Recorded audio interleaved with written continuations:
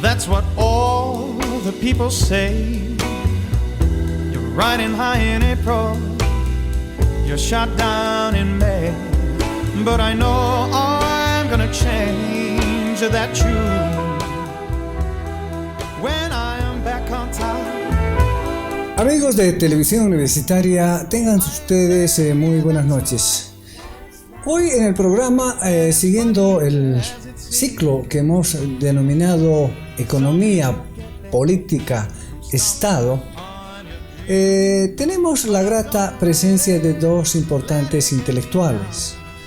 Vamos a hablar precisamente a escasos 2 años de la conmemoración del bicentenario de, por entonces, la República de Bolivia y ahora Estado plurinacional. Vamos a ver la controversia de que existe hoy en día acerca de que si somos un Estado consolidado, un Estado fuerte, o si somos un Estado fallido. Esa es la pregunta de este ciclo, en el cual hemos invitado a diferentes economistas, investigadores, y por eso debo dar las gracias al doctor Fernando Untoja, quien nos acompaña en el estudio. Él es docente en la Universidad Mayor de San Andrés, ha estudiado muchos años en Francia, ha sido diputado nacional y bueno, considero como uno de los intelectuales más importantes de nuestro país. Fernando, muchas gracias por aceptar la invitación. Gracias, don Sandro, y un gusto estar acá. También está con nosotros otro importante investigador. Él tiene una visión importante acerca de la realidad boliviana. También tiene formación en economía, en política, en ciencias políticas, y también es docente de nuestra universidad. Está con nosotros Víctor Hugo Chávez. Víctor Hugo, muchas gracias. Sandro, muy buenas noches, un saludo cordial. Fernando, también un saludo cordial. Bien, bueno, el programa A Fin de la Historia precisamente está dedicado al análisis de diversos temas. Eso es el compromiso de la televisión universitaria, una televisión educativa que trate de mostrar, que trate fundamentalmente de delimitar los aspectos que conciernen a la población y al mundo académico. Fernando, dentro de esta visión vamos a entrar en tema. Bolivia se ha constituido en 1825 como una república independiente, nace precisamente de la mano del libertador Simón Bolívar y según sus palabras y sus decretos nace como un estado liberal y como un estado digamos libre de esclavitud, libre de la colonia. A ver, creo que conectar de lo que es hoy y lo que es en 1825. Bolivia nunca ha sido un estado independiente, ha sido un estado impuesto. Es un estado importado y como tal se constituye con esa marca de estado fallido. Porque es Bolívar quien impone la constitución del estado boliviano, Bolívar. Luego Sucre, y prácticamente los que estaban acá guerreando no tenían proyecto de Estado ni futuro político. Pero las cosas del momento han hecho de que Bolívar aparezca como el padre del Estado boliviano y el padre de los bolivianos. Yo diría que Bolívar es un padrastro, porque ha impuesto un Estado. Incluso le pusieron su nombre, Bolívar, ¿no? Incluso, o sea, una especie de sumisión y además una especie de pleitesía al Napoleón sudamericano. Entonces, lo que hay para entender entonces cuál es el carácter del Estado, si es republicano, si es fallido, si es liberal. ¿Tenemos un Estado realmente constituido? Podemos responder por la última pregunta. Bolivia es un estado fallido y se arrastra desde 1825 hasta ahora en un desorden total. Nadie respeta las reglas de juego, ni el que gobierna ni el que es gobernado.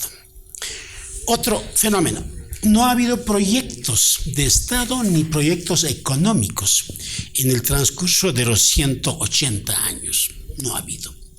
Salvo dos, el de Mariscal Santa Cruz y el del MNR en 52. Hay intentos de proyecto de sociedad y de Estado. Entonces, ¿dónde se constituye? ¿En qué escenario se constituye el Estado boliviano? ¿O en qué escenario se impone? Se impone ignorando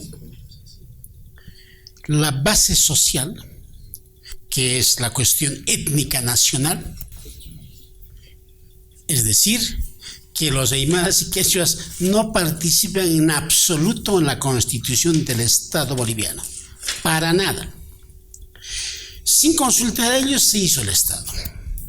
Hay un decreto, estoy buscando, voy a publicarlo después, que Bolívar, por ejemplo, para no conversar con las noblezas aymara y quechuas que quedaban todavía en 1825, lanza un decreto y disuelve toda corporación o toda nobleza existente.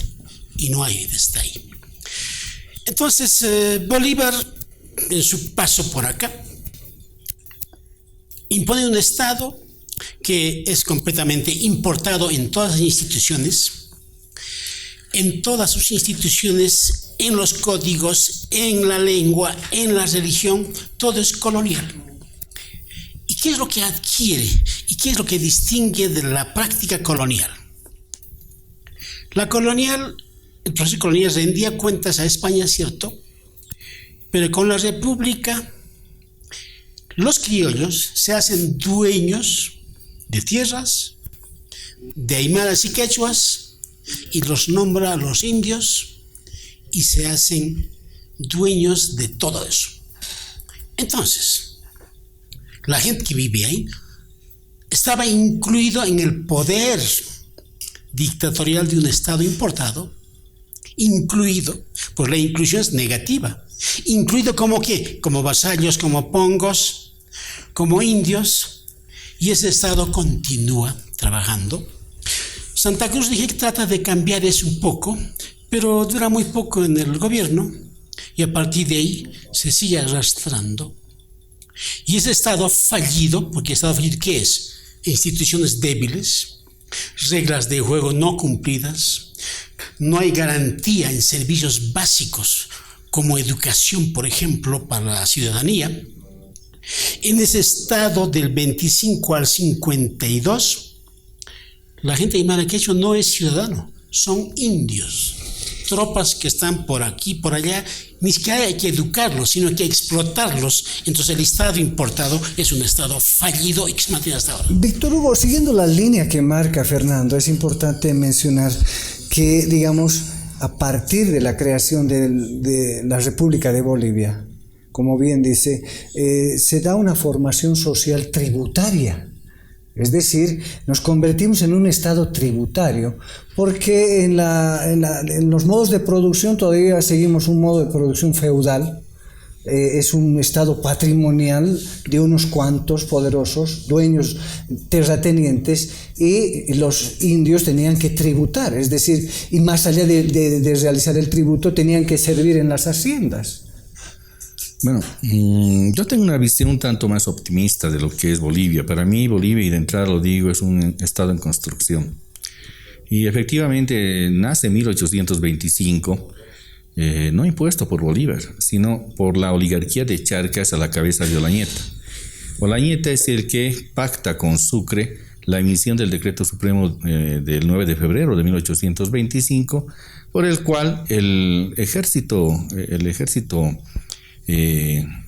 colombiano al mando de Sucre cumple un objetivo previo de debilitar al Perú, su futuro enemigo.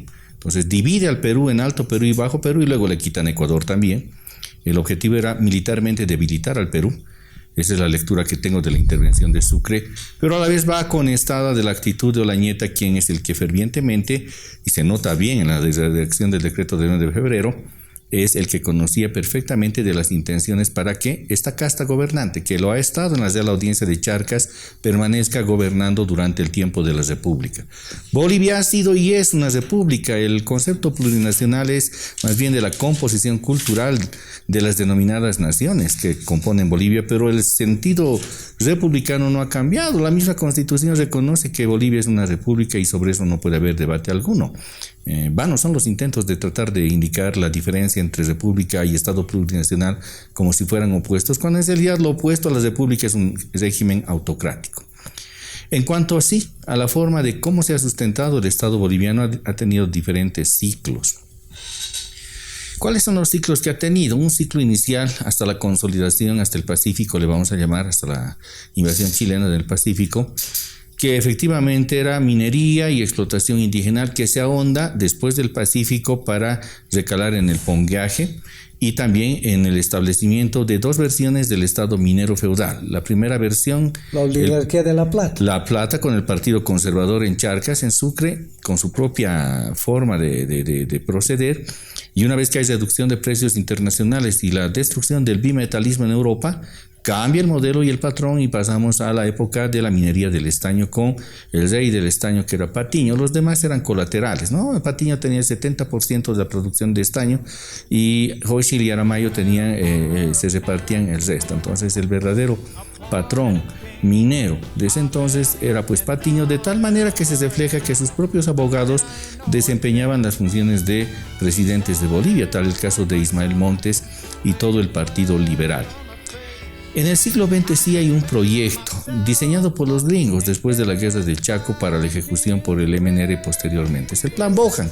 Indudablemente el Plan Bohan en 1941 traza las líneas de lo que es el Estado boliviano hasta la actualidad, la diversificación económica y la marcha al oriente.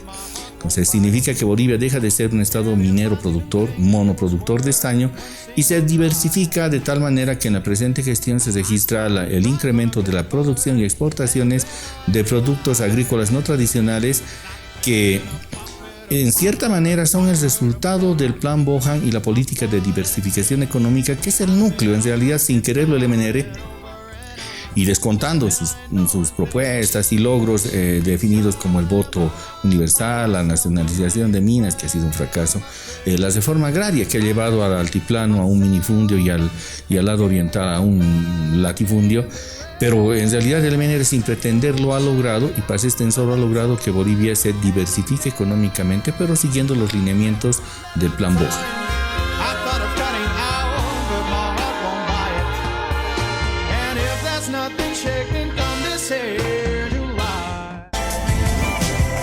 Ya vuelve TVU, Televisión para ti. La galaxia más pequeña observada. Unos astrónomos han logrado observar un punto en el cosmos a más de 13.000 millones de años luz de la Tierra. En esa ubicación se encontró una galaxia minúscula con un diámetro de tan solo 106 años luz. Para entender lo diminuto que es, se debe mencionar que nuestra galaxia, la Vía Láctea, tiene un diámetro de 105.700 años luz.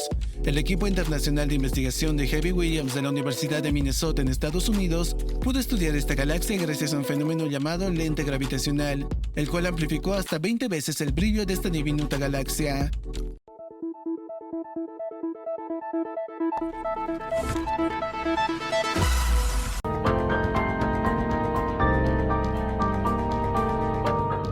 Personajes de la ciencia. Antoine Henri Becquerel, físico francés que vivió entre 1857 y 1908, fue descubridor de la radiación y galardonado con el Premio Nobel de Física el año 1903.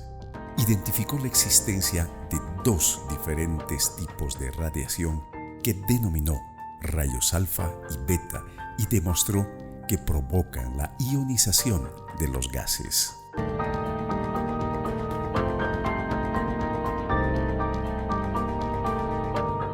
Personajes. Estás viendo TVU, Televisión para ti.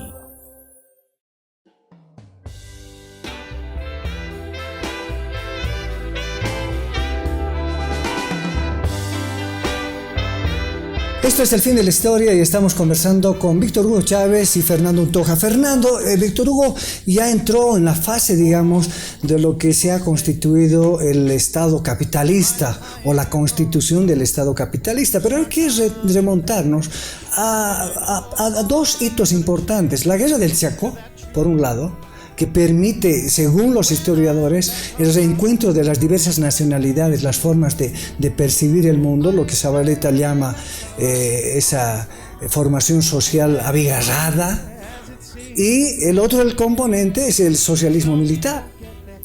A ver, yo creo que hay que seguir 3 ejes desde la Constitución de la República de Bolivia. El eje de la lógica estatal, uno es eso. El otro eje es la realidad sociopolítica y económica. Y el tercer eje es el discurso que la acompaña. Entonces podemos juntar la lógica estatal con el discurso. La lógica estatal con el discurso es una sola. Es a partir del Estado importado y fallido que se trata de reducir a la población mayoritariamente aymara quechua. Y se busca reducir con todos los epítetos y con todos los calificativos y adjetivos. Por ejemplo, en la Guerra del Pacífico, ¿han participado o no los aymara quechuas? No han participado para nada. Porque esa vez estaban prohibidos de portar armas. Estaban en una enfermedad o una epidemia por ahí, muriendo por miles, en las iglesias de Cochabamba, de Oruro. Y el Estado fallido, en manos del mundo criollo, lo que hace es mostrar su potencia militar desde Sucre y envía militares de Sucre, llegan a Uyuni, a San Antonio, antes de llegar a Laguna Verde, Laguna Colorada, no tienen provisión, no pueden alimentarse. Entonces nunca ha habido guerra con Chile, nunca ha habido. No han llegado a Antofagasta, no han llegado a Cobija, a Camaradas, nunca han llegado. Y lo que cuenta la historia es mentira, entonces. Mentira, pues. Ese cuento, ese discurso que hace el Estado para justificar sus proezas es pura impostura. Y la historia está hecha tan mal para envenenar a la gente y para debilitar. ¿A Baró existe? Existe ese, pero han hecho un mito. ¿Qué ha hecho Baró? Han pintado un mito. Juancito Pinto, ¿existe? No existe. ¿Que no beba ríos? ¿Las rabonas existen? No, porque había que fabricar el mito para embaucar la masa de aymaras y quechuas, según ellos, los indios, para que amen el país, para que se sacrifiquen por el país. Esa lógica ha seguido hasta el 52. En el 52, un poco los criollos dicen ahora, no hablemos de indios, que sean campesinos. Entonces todos son campesinos. Y la palabra todavía campestre, los campestres. Y los obreros, la vanguardia revolucionaria. Quieren también aymaras y quechuas, pero han separado, han manipulado. Y aquí la pregunta surge, ¿desde cuándo en Bolivia, en la educación, en las universidades, surge el antiimperialismo? Y no algo anti-español, anti-gringo. ¿Por qué es anti-gringo la universidad, la escuela, los profesores, los partidos de izquierda? Porque simplemente habían fracasado en todo ese trayecto en hacer Estado-nación, en hacer desarrollar el país, y habían mantenido un Estado con carácter feudal. Un Estado con carácter, no digo Estado feudal ni Estado minero. Una cosa es el Estado y otra cosa es el Estado con carácter feudal. El Estado con carácter feudal, ¿qué es? No es que los gamonales manejaban el Estado solamente, sino el carácter feudal del Estado quiere decir de que lo que determina las relaciones de poder son de pertenencia. Yo pertenezco a tal familia, o a tal partido, o a tal grupo, y entonces porque pertenezco, estoy en el poder por herencia, así, por linaje. Eso termina en 52, no termina, mi estimado Sandro, no termina, prosigue. Los campesinos son exactamente como hoy, para manipular, para batir las banderas rosadas, le alegran con el voto universal, le dicen que le han dado la tierra. Es la peor de las reformas agrarias lo que ha hecho el MNR. Han dicho, la tierra es de quien la trabaja. Es una trampa tremenda. Y nunca les han dado con qué trabajar. No solamente eso, no se respeta la propiedad cuando se dice la tierra de quien la trabaja. No se respeta la propiedad privada. Si tú no trabajas, te quita el Estado. De paso han hecho de que se respeten las comunidades indígenas, han dicho, comunidades campesinas. ¿Y qué dice la ley? Que la tierra no se puede vender ni hipotecar, nada. Entonces, racistamente se charquea al mundo aymara quechua que vivía en el campo. Y lo hace exactamente el MAS hoy. Ahora es propiedad comunitaria que cumple función social, y si no cumple función social, entonces hay que quitarle con el sindicato. Es la segunda versión del MNR con el masismo, pero socialista. Para hoy. ¿Estás de acuerdo con lo que plantea Fernando en el sentido de que la constitución del Estado capitalista no, digamos, parte en ese Estado feudal, en ese Estado oligárquico, y permite precisamente crear el Estado-nación? Es decir, ampliar, digamos, a través de las tres reformas importantes, ya no es un Estado oligarca, sino más bien es un Estado-nación que permite acercarse a los ciudadanos a la Constitución y tener nuevos valores y discursos.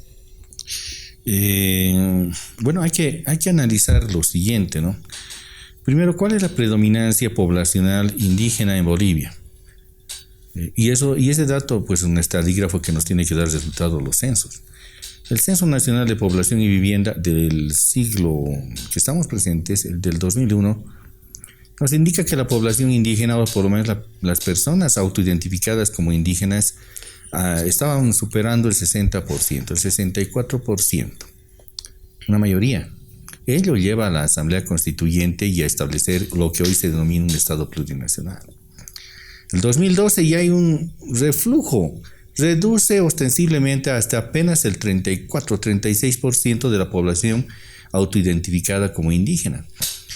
Bolivia, en esos años que ha habido entre el periodo 2006 de la Constituyente y el 2002 del censo, 6 años son, ¿no? Ha visto lo que ha significado el empoderamiento de las naciones y pueblos indígenas, originarios y campesinos en lo formal, porque eso es en lo formal, tener una constitución que reconozca sus derechos, pero en lo real no. Eso ha significado, sin embargo, que el conjunto de la población boliviana deje de autoidentificarse como indígena porque ha habido un exceso de aquel concepto. Y eso nos retrotrae a lo que ha ocurrido antes.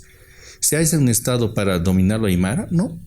Bolivia tiene mucho más población en el área quechua y ahora lo tiene el área mestiza.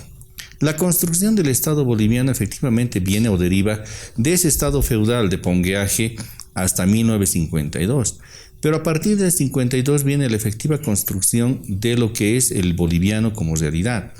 Y el boliviano obviamente va a robustecerse de estas varias culturas que lo conforman. Va a absorber de lo aymara, va a absorber de lo quechua y va a absorber también del mestizaje.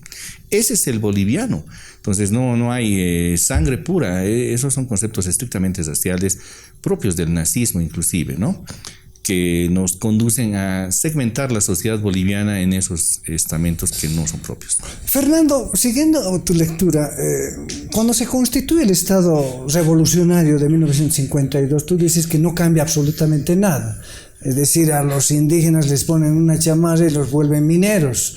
Pero los partidos, el POR, el PIR, el MNR, bueno, contribuyen precisamente a la creación de la Federación Sindical de Trabajadores Mineros. Es decir, ya se va constituyendo un proletariado, ¿o no?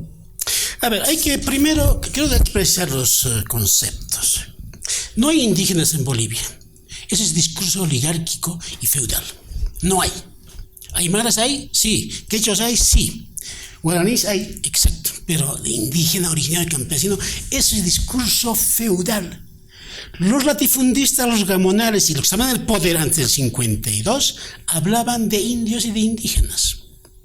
¿Quiénes son los indígenas? Esa gente de masa ignorante que no tenía cultura según ellos, eso es el indígena.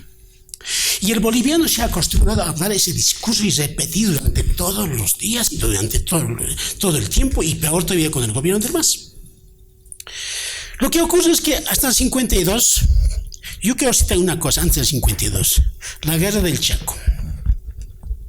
Y voy a tocar la cuestión de la mestizaje. ¿Quién se cree mestizo en Bolivia? ¿Y qué es ser mestizo? Es una pregunta que lanzo. Durante la guerra del Chaco, A ver, ¿cómo fueron los soldados aymaras quechuas a la guerra? ¿Cómo fueron? ¿Cómo fueron reclutados? Se presentaron voluntariamente por patriotismo, por amor a la patria, una patria que les había destrozado durante casi más de un siglo. Claro, bueno, no sabían ni a qué patria pertenecían, ¿no? ¿Cómo fueron? Fueron reclutados, capturados como conejos en el altiplano, concentrados en las iglesias, amarrados, y así les llevaron a Oruro y los pusieron en el tren. Es dramático. Y eso hicieron también la oligarquía del Paraguay. Claro. Lo mismo hicieron. Así es. Entonces de aquí le mandaron así. ¿Quién declaró la guerra a Paraguay? El gobierno boliviano. El gobierno boliviano. Entonces, en el fondo, en los cafés, en los restaurantes, ¿cuál era la voz que circulaba? Es la ocasión, decían los latifundistas, de deshacernos de estos indios. Mándenos a la guerra. Eso era. Eso no ha cambiado todavía. Entonces es dramático que un Estado y su gobierno oligárquico feudal trate a la gente así. Mientras que se llaman los aymaras en el Chaco, aquí se adueñaban de las tierras. Y por eso es que en el Chaco, en la guerra, muchas compañías del ejército boliviano, conformado por aymaras y quechuas, han preferido entregarse a los paraguayos, porque era igual morir picado por los alacranes, o morir de hambre, o morir baleado. Y se entregaron compañías íntegras al Paraguay, y por eso había miles de presos en Paraguay, y entre esos tengo a mis tíos que han vuelto y me han contado con detalles. Y eso no está escrito por la historia, que es una impostura total. Zabaleta se refiere precisamente a la guerra del Chaco como el desarrollo de la conciencia nacional. Es decir, que el encuentro precisamente de indígenas, sectores populares, obreros, artesanos, van a verse en las arenas del Chaco y van a decir, bueno, ¿qué está pasando aquí? Había habido otros espacios. Sí, no, eso es indudable. ¿Cómo los han llevado las comisiones reclutadoras? He recorrido el altiplano, me he encontrado un pueblito que se llama Tincachi, nunca lo voy a olvidar, porque en la plaza de tierra hay un monumento, un remedo de lo que es un obelisco, y ahí tienen los nombres: Juan Laura, Roberto Laura. Había sido el pueblo de los Lauras.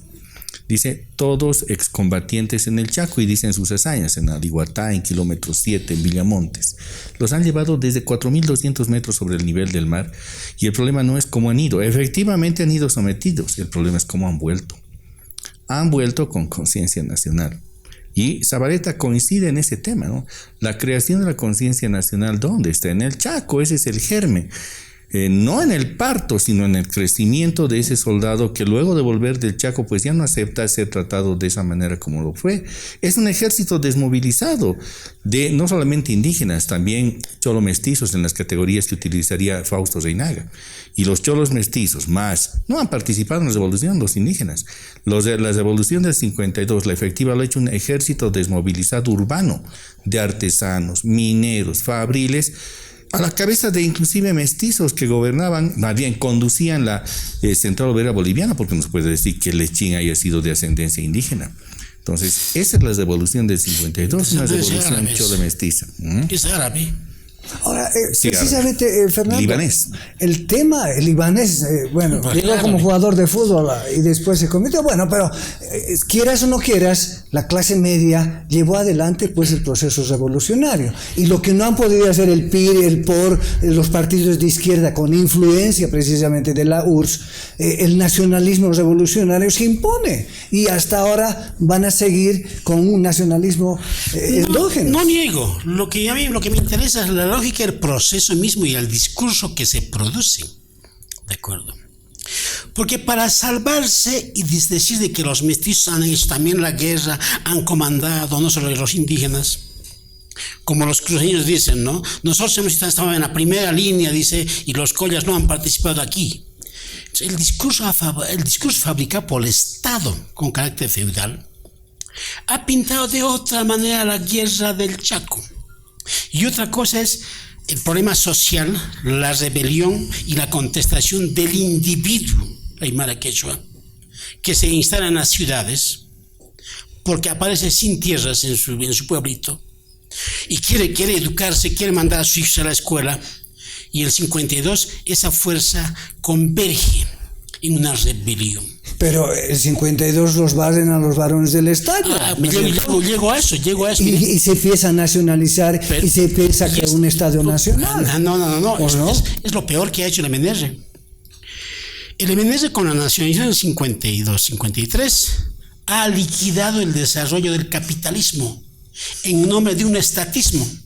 Han hecho la Conmebol y han despilfarrado todo. Y no hay nada como ahora están haciendo. ¿Por qué? Patiño era un empresario poderoso, estaba en el mundo, capitalista. Se estaba esa época enganchándose con el capitalismo Bolivia a escala mundial. ¿Qué ha hecho el MNR? Ha liquidado a las empresas más grandes. Incluso a Patiño han rechazado de hacer un tren Cochabamba-Santa Cruz. Entonces, el MNR ha sido marcada por una lógica estatista y ha producido sobre eso el discurso del Estado-Nación. Intentó formar Estado-Nación, pero no se logró. Porque cuando digo Estado fallido es de que nadie cumple la ley y menos el individuo no está marcado con la lógica estatal. A ver, ¿qué es ser boliviano? Falta 2 años para ser bicentenario. ¿Qué es ser boliviano? ¿Una chanfaina? ¿Qué es ser boliviano? Nadie sabe qué es ser boliviano. Y el Marcos tenía razón, pues decía, no soy boliviano, no era Apsel, porque el Estado se impuso contra los aymaras y él no era boliviano. No porque el Estado está ahí y te den una bandera, tú puedes decir, soy boliviano, voy a ir a la guerra y voy a dar la vida por mi patria. No, señores, Bolivia como Estado fallido es el Estado más etnocida y más opresor, manipulador ¿de qué? Indígena, originario, campesinos, símbolos, exactamente como los africanos hacen, y alimentan el Estado importado. Quieren descolonizar. ¿Cómo pueden descolonizar los criollos a la gente si ellos mismos son unos tristes colonizados y alienados? Fernando indica que este es un estado aparente en realidad, es falso. Bueno, es creado por la revolución de 1952. No, estamos en construcción. ¿Cuánto ha llevado a consolidar un imperio incaico con esa categoría imperio? Probablemente cientos de años. ¿Y Bolivia cuánto va a cumplir? 200 años, pero en realidad desde la construcción del 52 estamos con menos de 100 años de vida. El 52 estamos con 70 años de vida como estado en proyección a la generación de lo que es lo boliviano. Y eso nos lo dicen no solamente las antiguas generaciones, sino las presentes y futuras. El mestizaje es evidente. Santa Cruz está poblada de lo que se llaman cambacollas, que no son otra cosa que la migración de occidente a oriente, pero que agarra otra identidad, no mantiene por sí mismo una cultura latente como lo es en el altiplano, sino que difiere fundamentalmente, ya no es lo mismo porque tiene que acondicionarse a la situación social de ese momento. ¿Qué es estado fallido? Pues está en construcción. El mejor referente es que la pertenencia del boliviano se hace cada vez más evidente, no es lo interno, en que sí ha habido una exageración, es un exabrupto llamarles a estos grupos étnicos, se les llaman naciones. Decíamos en la Asamblea Constituyente, si se llaman naciones, las relaciones que van a tener las 36 o más que existen, ¿qué van a ser? Relaciones internacionales. Algunas de esas naciones tienen 17 habitantes. Es un exabrupto que ha tenido la Asamblea Constituyente cuando en realidad es innegable la pertenencia de la nación quechua, la de aymara, pero con dispersión de estados en diferentes estados como es Perú, Argentina, Bolivia, que va a significar, y el Malcu no ha terminado su frase, ¿no? Decía, hay que destrozar, Bolivia debe ser eliminada, liquidada, utilizada la palabra. La indianización del boliviano, decía, ¿no? Hay que sí, pero eso yo lo noto como una añoranza, ¿no? Una suerte de mirar para atrás y no mirar para el futuro. Evidentemente Bolivia no va a dejar sus raíces de cultura proveniente desde el antiguo Tiwanaku, que no era aymara, por cierto, ¿no? Se están desvalorizando a los puquín, a los urus particularmente, y se le está dando demasiada importancia a la aymara, pero lo puquín y lo uru ha sido importante en estas culturas hidráulicas, de las cuales se desconoce qué significa el tiwanaku o las formas de producción propias con el manejo del agua que se desconocen. Ahora, Fernando, vamos a hacer un gran salto de la revolución del 52. Se van a producir un declive, unos quiebres que van a querer retomar con Obando. Posteriormente va a entrar el nacionalismo militar con Banzer. Y bueno, continúa esto hasta la llegada de la democracia y la emergencia del Estado neoliberal. A ver, una cosa que no debemos dejar de lado, lo que ha dicho don Víctor Hugo. Si el 80% de la población de Santa Cruz es colla, hay que reconocer Santa Cruz, hay que deambular por todo lado, hay que relacionarse no solamente con el Plan 3000, con el norte integrado, cómo la gente vive. Hablan aymara, hablan quechua, ¿cómo es San Julián? Es mundo aymara. Entonces no es que acá han cambiado. Cuando las naciones existen con lengua, con cultura y con complicidades interindividuales, va a seguir siendo un problema para cualquier Estado si es que no se opta por otras políticas. Ahora, el nacionalismo revolucionario trata de hacer Estado-nación. No logra. Hay intentos buenos, por ejemplo, de la educación, es lo más importante.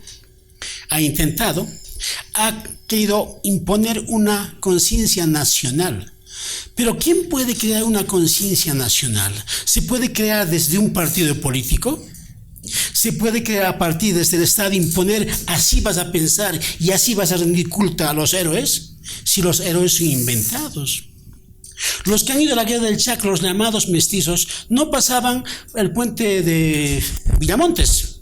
Hay un lugar que se llama Palos Blancos. Era para los blancos y decían Palos Blancos. Desde ahí comandaban, ahí comían bien y los otros morían de hambre. Entonces, esas cosas hay que decir que en Santa Cruz no es hablar de mestizo nomás. ¿Qué es el mestizo? A ver. Es una construcción social. El señor Branco Barincois en Santa Cruz es mestizo. El Larrach, que actualmente es del Comité Cívico de Santa Cruz, es mestizo. No, señor. Branco es croata y Larrach es palestino. Hay que decir las cosas por su nombre. Es mejor reconocerse que tú eres criollo, Sandro. Yo soy aymara y el señor es quechua. Listo, si no es neutral. La autoidentificación es un engaño. ¿Cómo puede autoidentificarse alguien si ha sido alienado por la escuela, por la universidad, de que eres esto, de que eres, identifícate ahora? Hay muchos abogados pues, que se han puesto la huipala, se han identificado, autoidentificado y han sido candidatos por ser magistrados. Claro. Entonces estamos en una impostura total. Los gobiernos militares han continuado con el proceso del 52. No ha cambiado. Estatismo en primera línea. Alianza Pacto Militar Campesino, ya no era Pacto Militar indígena. Como fuerza. Claro, era estatista y ha utilizado a los campesinos para moverse por todo lado. Pero ese fue el primer quiebre de la Revolución Nacional, porque su vicepresidente de Víctor Paz le hace pues un golpe de Estado y va a reconstituir a los nuevos oligarcas. Pero ahí juega papel varios grupos etnoeconómicos. Primero, el grupo oligárquico no ha cambiado ni con el MNS ni con Barrientos. Es el mismo grupo oligárquico del poder, digo yo. Han cambiado porque Pastenso ya no servía en ese momento, ¿de acuerdo? Pero ¿quiénes acompañaban al gobierno de Paz Extensor? ¿Y quiénes acompañan al gobierno de Barrientos? Al gobierno de Paz Extensor acompañan los árabes. Y al gobierno de Barrientos acompañan la comunidad judía. Bueno. Esos son elementos importantes para comprender cómo los grupos oligárquicos se reproducen y se turban. Pero Obando trata de reconstituir el camino del MNR, ¿no es cierto? Nuevamente nacionalizando la Oil Company y otros elementos. La Gulf, no, pero es un negociado. Lo de la Gulf, estoy convencido de que ha sido no es negociado de manera directa, pero sí ha sido un objetivo económico del gobierno de Obando, su único objetivo económico. Y puede que mejor hacer la nacionalización del Obando, de la Gulf Oil, colocando como primer sujeto de la escena a Marcelo Quiroga Santa Cruz, alcanza legitimidad. Pero el tema no era la nacionalización de la Gulf, el problema era la reclamación en cuanto a las compensaciones económicas, que una vez que se produce la nacionalización de la Gulf, un tichazo a Marcelo Quiroga Santa Cruz, otro ministro, y negocia, y termina la negociación y el pago de la nacionalización por la GALF, y cesa el gobierno de Obando. Misteriosamente, antes de la muerte del presidente Barrientos, ya había este incordio, y a la muerte de Barrientos sube como presidente Luis Adolfo Siles Salinas transitorio. ¿Y quién llega a empoderarse luego? Obando. Estamos conversando con Víctor Hugo Chávez y Fernando Untoja. Vamos a hacer un corte y luego volvemos. I thought of cutting out, but my heart won't buy it. And if that's nothing shaking, come this here July. Ya vuelve TVU, Televisión para ti.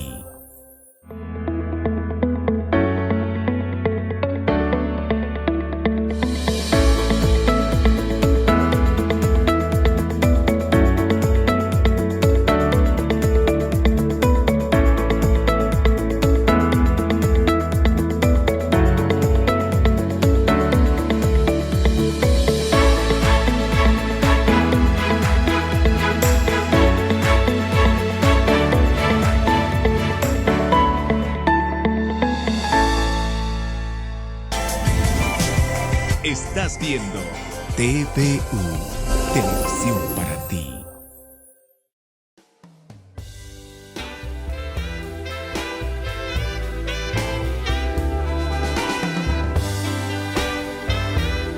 Fernando, hace un momento te había preguntado sobre el Estado neoliberal. Yo veo una transversal que cruza el Estado oligárquico, el Estado revolucionario de 1952, el Estado neoliberal y el Estado plurinacional. Nos hemos convertido en estados rentistas, en estados primario exportador y explotador de las materias primas. Es decir, ninguno de estos estados que estamos revisando se ha preocupado por el individuo, se ha preocupado por darle mejores condiciones de vida. Los jóvenes están yendo a los Estados Unidos, a Europa, a ofrecer su mano de obra. Desde que nace Bolivia ha practicado políticas estatistas. El Estado ha pasado extorsionando al individuo, haciéndolo trabajar como indígena, cobrando el tributo indigenal, luego impuestos de todo tipo, y continúa eso. Ahora, hay gobiernos neoliberales o socialistas o dictatoriales. El Estado es uno solo. Pero los neoliberales pues se han aprovechado han desestructurado el Estado-nación. Pero también hay que ver, hasta Siles, ¿qué han hecho los estatistas? Con Paz Tensor. Minas para el Estado, el tren para el Estado, energía para el Estado, todo para el Estado, empresas para el Estado. Y han inculcado a la gente a amar lo que es el Estado, de la empresa nacional. Tener amor y sacrificarse por la empresa nacional. Esa empresa nacional estatal, aunque no produzca ni un kilo de fideo, ni un par de calzados, hay que amarlo. El tren se estaba deshaciendo, hay que seguir amando. Y los izquierdas se han engañado cuando se privatizó. Han dicho, según libros teníamos millones y millones. Este maldito gringo lo ha vendido en 5 milloncitos. En libros sería pues 300 millones, pero realmente era chatarra. El Estado, cuando tenga empresas, nunca va a ser productivo, nunca va a aportar al crecimiento económico, solo sirve para mantener a la burocracia, como ahora. Pero lo mismo ha sucedido con el Estado neoliberal. Han privatizado las empresas, se han repartido entre 4 familias, lo han bajado a precio de gallina muerta y se han comprado de ahí los nuevos ricos. ¿O no? Pero atención, pero hay un mérito del GONI ahí. Al menos ha habido inversión extranjera directa para perforar pozos y encontrar gas. Si no había el GONI, no había el boom económico que ha vivido el Evo durante 14 años. ¿Cómo ves el Estado neoliberal? Bueno, la medida del 21060 no es propiamente una medida neoliberal, no es una medida de estabilidad económica necesaria. Claro, los cambios de la reforma estructural. Claro, se lo estigmatiza, ¿no? El maldito 21060, pero si vemos la realidad del momento 82-85, la hiperinflación a la cual ha conducido la UDP, pero es el resultado del nacionalismo revolucionario y la inefectividad que ha tenido. La Comibol nunca ha tenido utilidades. Han intentado reflotar, por ejemplo, en el plan 60-64, se llamaba el plan triangular, y no han tenido éxito tampoco. Producía dirigentes, amamantaba a la dirigencia sindical privilegiada, una especie de casta como la que tenemos hoy en comisión sindical, ganando sueldos exorbitantes y percibiendo para ese momento de poder esa dirigencia sindical que ha conducido, pues no existe dinero que no se acabe. Pero la UDP es el resultado precisamente de los cobros de los préstamos que hemos tenido. Es decir, para justamente compensar los boquetes económicos que nos dejaba el mal funcionamiento de la Comibol, es lo que no decimos, ¿no? No terminamos de decir por qué nos prestábamos tanto, efectivamente para negociados de los militares, pero también era para cubrir los boquetes de la dirigencia sindicales o del control obrero sindical que proclamaban desde la tesis de Pulacayo. Es un absoluto fraude. Significa el empoderamiento de una casta sindical que ha llevado a exterminar Comibol. ¿Qué es Comibol para ese momento? Entonces el 21060 es una medida necesaria absolutamente de estabilidad. Paz Extensoro le pregunta a una periodista, no recuerdo cuál es, 2 días después de haber dictado el 21060. Bolivia se nos muere. No, aparte del Bolivia se nos muere. Le pregunta, mire, ¿cuánto va a durar su medida? Y él dice, esto va a durar 20 años. Bueno, el viejo era, sinceramente, un hombre visionario, en mi entender, y ha tenido la capacidad de hacer una prospectiva de que 20 años iba a durar ese modelo, el denominado neoliberal, que es lo que está sembrando hoy. Si hoy estamos con rendimientos decrecientes en la producción gasífera, no duden que lo que nos espera a futuro en el mediano plazo es otro modelo de ajuste estructural. Pues sí, estamos de acuerdo. Buen análisis. Ahora, Fernando, ese modelo que de alguna manera ha prometido precisamente lo que han hablado, el fin de la historia, que el neoliberalismo, el liberalismo ha ganado, ha hecho pues también de que se privatice el agua, que se haya la guerra del agua, en Cochabamba la guerra del gas, y precisamente surge el Estado plurinacional, con una nueva constitución, además. A ver, eso de privatizar agua no está bien dicho. Presta servicios dotando agua a los ciudadanos. Cualquier empresa privada puede hacer eso. Pero a un costo elevadísimo, ¿no? Por eso es que todo Cochabamba, los regantes, los empresarios privados, todos se han levantado. Atención. ¿Cómo quiere don Sandro que un Estado fallido, que es el estatismo, tenga la capacidad de hacer cumplir las leyes? El Estado tiene esa característica, esa propiedad de no hacer cumplir las leyes cuando es un Estado fallido. Nunca va a hacer cumplir. Y por eso necesitamos otro Estado y que también en la mente de la gente funcione esa lógica de cumplir las leyes. Ahora, el proyecto de Santa Cruz, del MNR y del MAS. El proyecto del MAS ha sido un proyecto digitado desde afuera. Han robado todo el discurso catarista a los izquierdistas y que nos combatían todavía cuando manejamos nosotros la con Germán Choquehuanca. Nos combatían los de MML, los del PC, los eje de, ¿cómo se llama? Que ha muerto ya, eje Pachacuti creo que era. ¿Qué ha hecho? Ha recuperado todo eso con el asesoramiento de ONGs internacionales, porque ya no tenía sujeto político ni discurso político, entonces aparece con el indigenismo, y todos son indígenas palmas. Nuevo proyecto político, no, es la nueva careta del Estado fallido. Primero, no existen 36 nacionalidades. Segundo, no existe indígenas en Bolivia, pero la palabra indígena está lleno en los 400 artículos, 400 artículos. ¿Dónde está la economía comunitaria? La economía comunitaria no existe. El Aymara no es comunitario. Eso soñaba Javier Arbó. Y después se han asesorado de Dominique Temple y han copiado todo eso. El Aymara es individualista. Para su economía practica la rivalidad. Es ultraliberal, diríamos el Aymara, entre comillas. A eso me voy, Víctor Hugo. Tú acabas de decir de que nos estamos acercando a un cambio nuevamente de Estado, de una forma de acumulación. Y están emergiendo precisamente estos ultraliberales. En Argentina está Javier Milei, aquí en Bolivia están apareciendo nuevas visiones con esa visión de achicar el Estado, ser ultraliberales, un tanto racistas.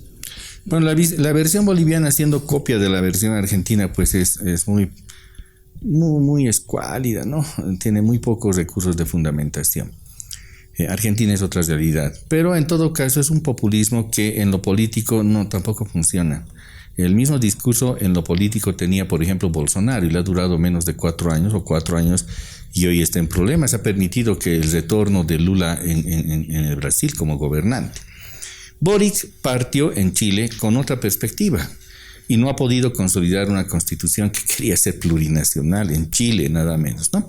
Pero son realidades ajenas. En el caso boliviano, ¿qué es lo que sucede con las posturas liberales? Mire, yo estoy convencido que el liberalismo en Bolivia no se va a implantar si Bolivia no pasa una dura crisis económica. Para aceptar el 21.060, la realidad económica boliviana y la sociedad en conjunto ha tenido que sopesar hambre, escasez, y solo así ha sido permisible la aceptación del 21.060. Pero si no tenemos una burguesía solvente, una burguesía que pueda soportar todas esas cosas, ¿cómo vamos a cambiar? Cuando le quitas el chupete al niño va a llorar, y este pueblo ha tenido más de 14 años de chupete de subvenciones. Uno de ellos es el indicador más importante, la subvención a los carburantes.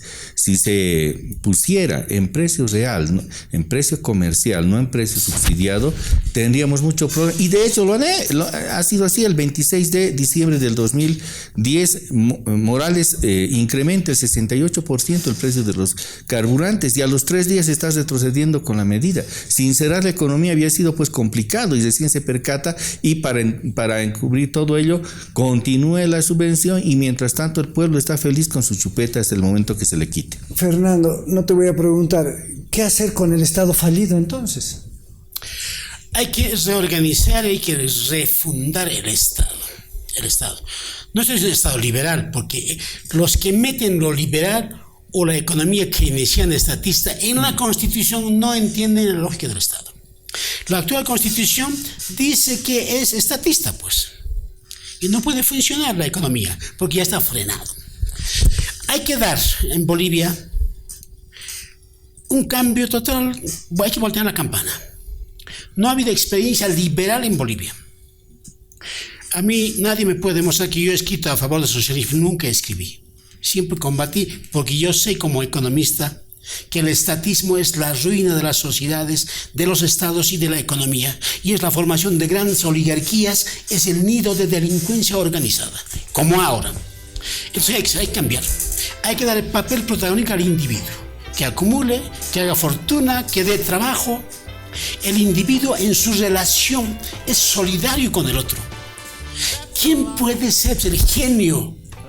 ¿O qué grupito puede ser el genio que diga, produzcan tanto, hemos planificado para ustedes? Esos son los más tarados, pero más vivos y más oportunistas. Víctor Hugo, ¿somos un Estado fallido o no? No, continúo. Bolivia es un Estado en construcción. Es construir Bolivia sobre la base de la identidad que tenemos y las potencialidades que tenemos, mirar hacia el futuro. ¿Quién podría decir en el mundo que la mejor papa tendría que ser producida en Bolivia? Esas marcas comerciales que nos vienen tendrían que ser demolidas por la producción boliviana, que no se la incentiva. Tampoco se hace incentivo de la producción de la quinoa, es decir, de los productos de altiplano, pero también los productos de Oriente. Y decía en algún momento de la intervención, no es la cultura aymara, sino la cultura uru la que ha desarrollado, y debiéramos retrotraernos para una producción mucho más ampliada de esos productos en los cuales tenemos potencialidades. Si yo sé correr en una pista, no voy a ser pues arquero de fútbol, voy a ser atleta de carreras. Bien, muchísimas gracias. Hemos estado conversando con Víctor Hugo Chávez y Fernando Utojo. Fernando, muchísimas gracias por Gracias, don Sandro, y gracias a don Víctor Hugo. Muchísimas gracias, Víctor Hugo. Sandro, Fernando, muy buenas noches, y a todos quienes nos ven. Bueno, este es el programa Fin de la Historia, que trata de alguna manera de distintas visiones, analizar lo que ha significado las distintas formas estatales, la forma oligárquica, la revolución nacional, el Estado neoliberal y el Estado plurinacional. Hasta la próxima semana. And then I fly. 'Cause I've been a puppet, a pauper, a pirate, a poet, a pawn and a king. I've been up and down and over and out, and I know one thing. Each time I find myself laying flat on my face, I just pick myself up and get back in the race. That's a life, that's a